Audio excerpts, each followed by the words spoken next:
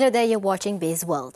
Property loan applications increased to 53.4 billion ringgit, or 4.5% month-on-month in August, after declining by 12.5% last July.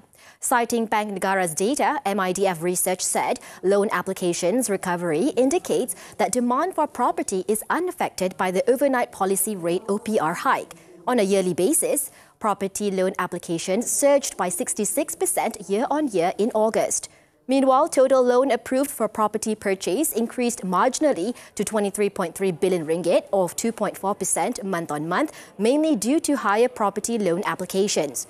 Total approved loans also improved at 43.6% in August against 37.5% in August 2021. Residential overhang units eased to 34,092 units in the second quarter 2022 from over 35,000 units first quarter this year.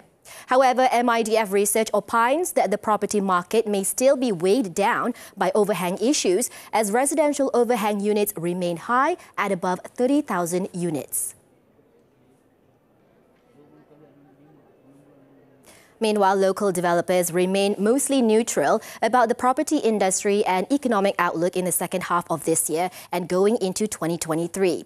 This as property sector could not run ahead of the economy given the headwinds that have been happening globally.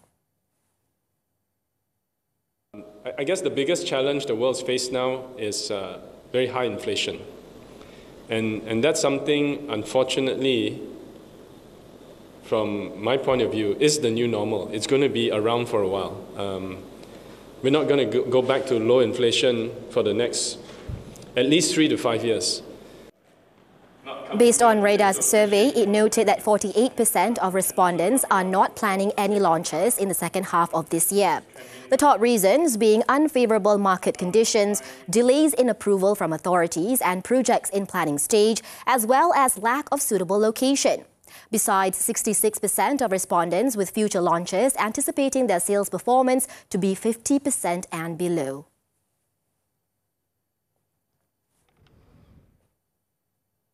Malaysia's crude palm oil CPO production is expected to be relatively flat this year, compared to last year's production of 18.1 million tonnes. According to Affin Hwang Capital, Malaysia's palm oil inventory in September increased further to 2.32 million tonnes, given the strong CPO production that outweighed consumption. The firm said if heavy rain continued to be seen at estates, the Malaysian palm oil production might peak in September.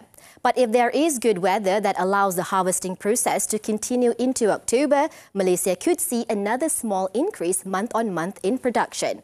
The firm also expects production to be on a downtrend towards December as the country enters the monsoon season.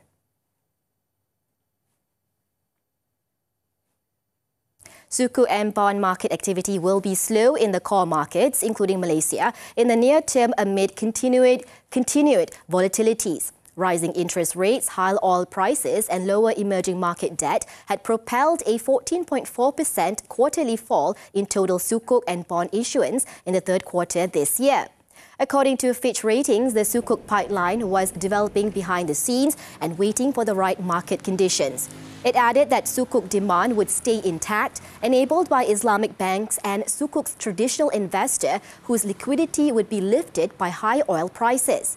The rating agency said funding diversification plans across sectors, upcoming debt maturities and further maturity of the domestic debt capital market will continue to drive sukuk issuance.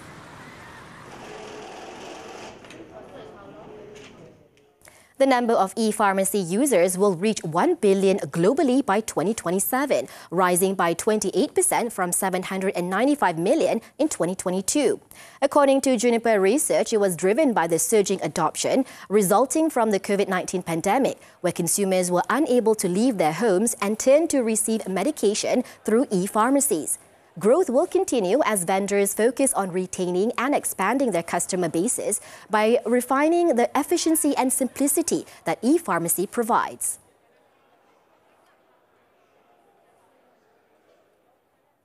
That's all the time we have for Bizworld. I'm Nadia Azmi. Thank you for watching and keep tuning in to TV3.